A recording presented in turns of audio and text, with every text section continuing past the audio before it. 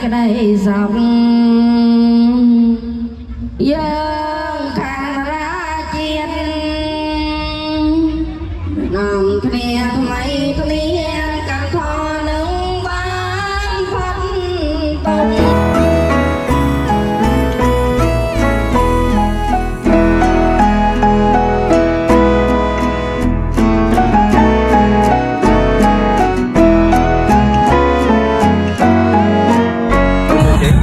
tên chợ miền Tây thì hôm nay có mặt tại trung tâm của thành phố. Hôm nay để dân ly Casina của này thì mình ăn uống chế chuông trên làm năng đo như ta một tập bài hát ăn tiếp mà luôn đi ăn đây là cua sót tầm ra kinh nghiệm ăn đi pre virus tập rong tiếp theo. Cô chú chị hiện bây giờ là các đoàn bắt đầu là vô tiếp tục ở chùa Tam Công của chú chị. Hôm nay là ngày 12 tháng 10 nha.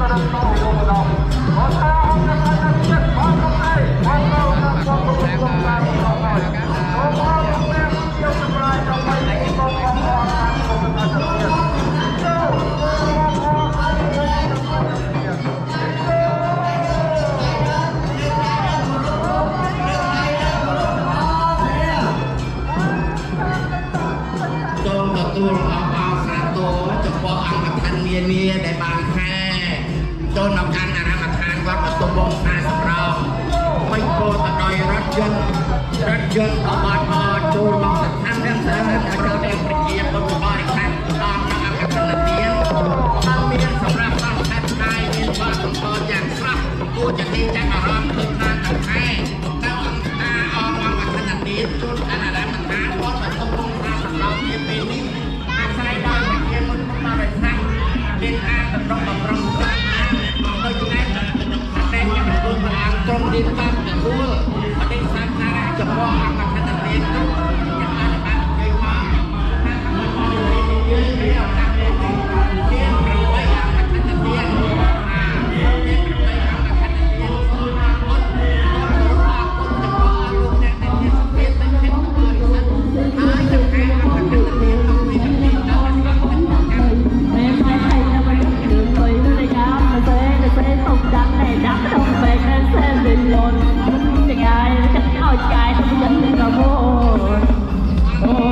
อย่าว่าเคยบอกว่าในสายมันเป็นเคยแต่กันแล้วก็ฟังเป็นร้องดังดูที่มันใจเลยโอ้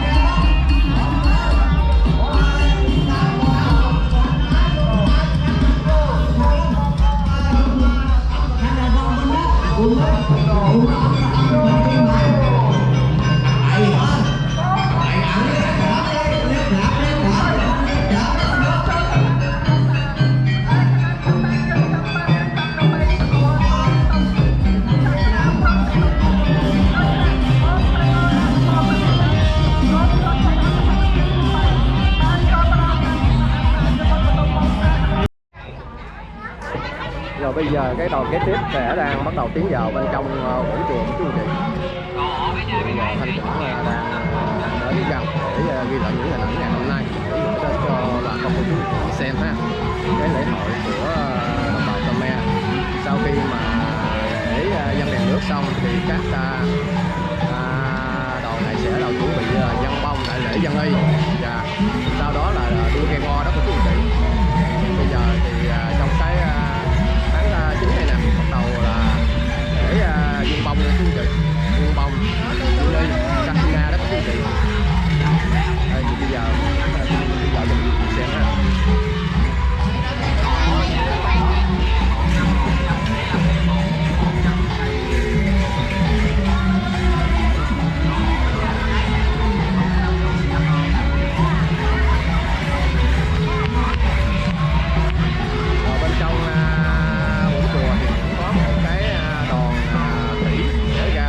Tiếp cái đoàn này nha.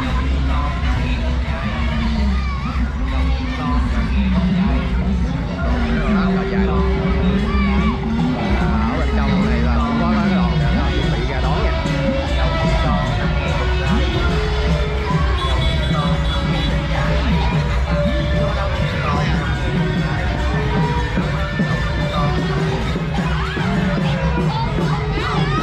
Đoàn bên trong thì cũng ra đón cái chú chị. Đoàn này bên trong chùa để ra đón cái đoàn bên ngoài ha, để hai bên để tiếp đánh nhau á, để em ghi lại cho hai bên đây.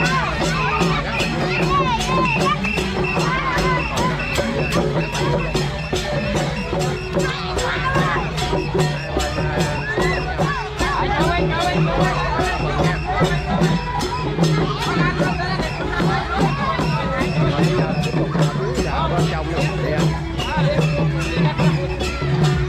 thì là hai bên gặp nhau rồi bắt đầu là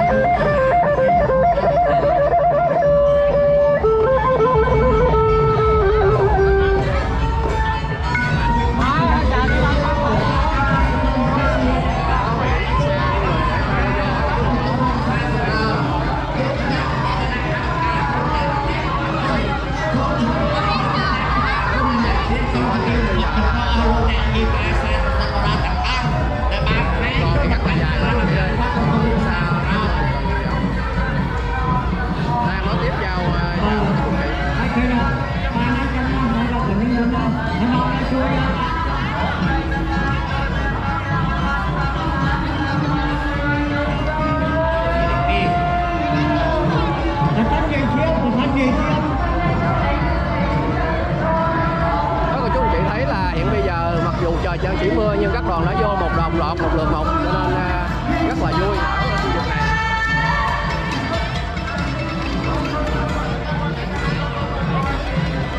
Đây là khu vực này là để chuẩn bị làm lễ nha các chú chị. Đây khu vực này chuẩn bị làm lễ nha. Lên cầm bày, lên cầm bày, chua nó khăn ba khăn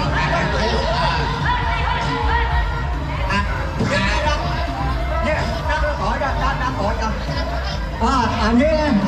ta không gọi không ta không gọi không chạy đó vô chạy quá con ra nó đi ra nó vô rắc đi ra nó vô rắc đi uống ra nó vô ra nó rắc ra nó vô rắc đi không phải ôm hay chạy rắc đã ai vô chạy vô đã Hãy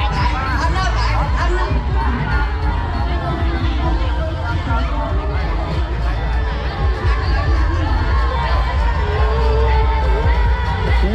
lỡ những video hấp dẫn.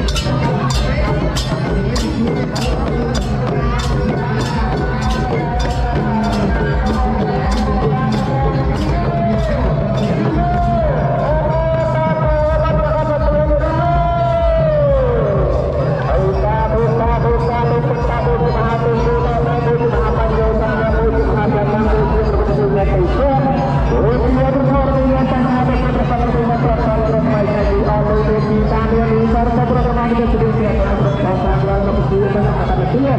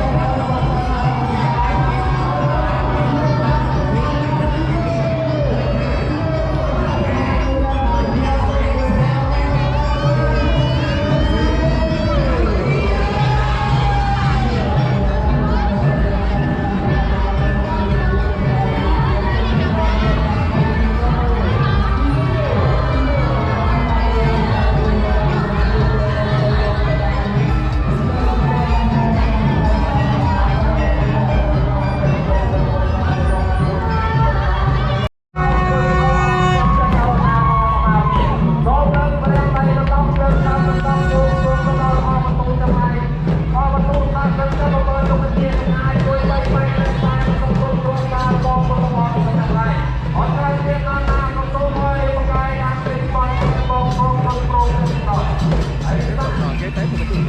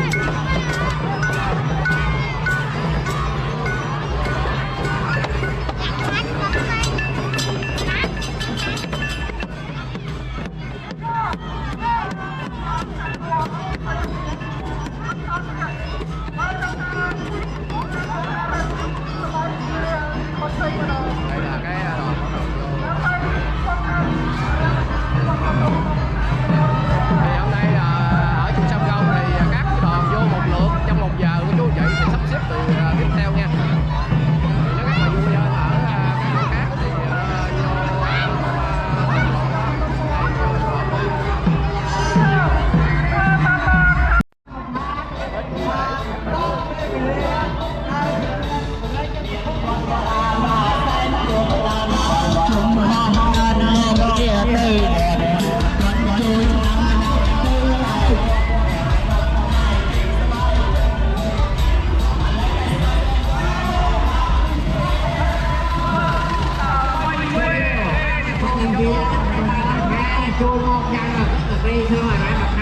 để không bỏ lỡ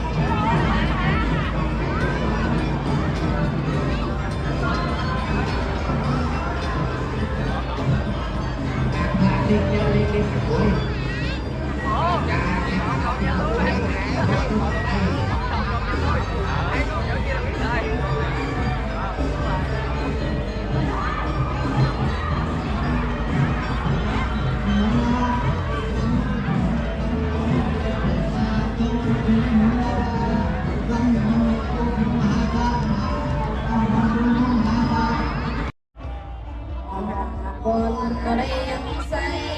ได้เรียนเรียงไม่ดูสรองเดียวลืมร้องร้องเตียงปอซองสวรรค์นั่งปอดอกเลือกเลียนร้องเลยน้อยคงបានស្មាគមចំណងគ្នាច្រើនណាស់ព្រមយល់រែបៃប្រែទុនគួត្រែងប្រសារនពេត្រៃកំឡងអូជាសញ្ញា ông dây sáng sra này bèn sám quân thông chăm bom dồn dơ rong khe chúa trần chăm trong nâng đó khe ông chia mà chẳng tôi dẹp xe kia trâu đăng pha sân sân tay chia vẫn phải sang trâu miền sam kỳ tháng thuyền đèn trăng trăng trái ngôi nắng crum crum kia xóm sang sna bún ôm cao quang thoát đằng đường bị xanh play hai men chi chôn sái tình lộ ca đời chân trẻ lá rọt trên điện men chân snai ha ô đông bố chia chăm đua pré thó đã có lấy dân đèn nô tê ta đa snai hà grum pran pratna trong ban say cái đây dòng dân khang ra chiên nằm kia mấy kia càng thò nâng bán phân tùng ruộng ruộng sam kỳ kỳ đi từ mông tập nâng ban sông sen sàn pran trong prieng pro prân tam thọ sai chết của tư cánh than nấp biển chia đi phật tục bán sông sen sang chiết nhớ nâng bán soi sông cả sông a nam mô tên nia sông a nam mô tên nia sông a nam mô tên nia tặng ông tặng khanh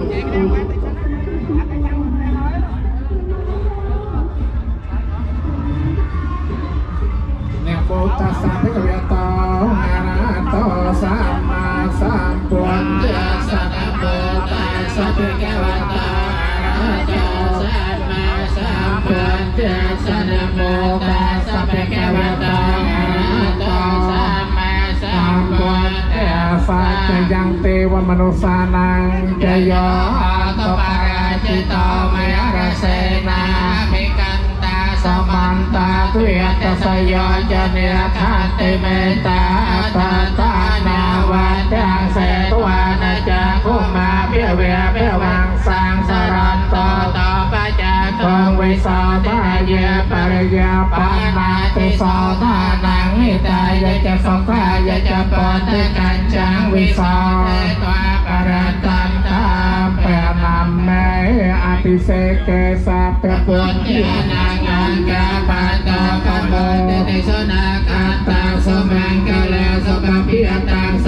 ติตังสกินาสมาตจะสยาตังพระมจาริสปัตตะกินังกายกรรมังเวียจากรรมังปัตตะกินาปัตตะกินังมโนกรรมังปะไนทิเตปัตตะกินาปัตตะกินาในกัตวังระพันตเต